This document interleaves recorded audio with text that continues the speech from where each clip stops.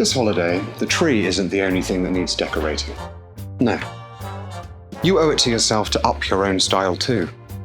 Here's how. During the festive period, you can take your black tie a step further. So think beyond the classic dinner jacket and try an example in velvet or a textured fabric.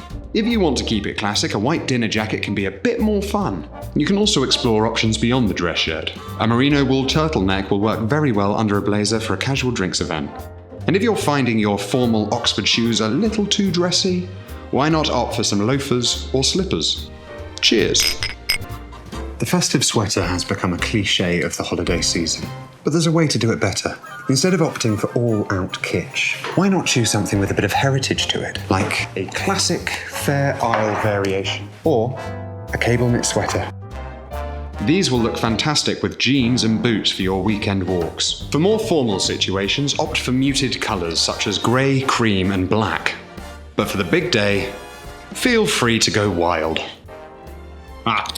Yes, all that eating, drinking and carousing does tend to take a toll. But relax, it's the holidays. What better time to put the very best leisure wear through its paces?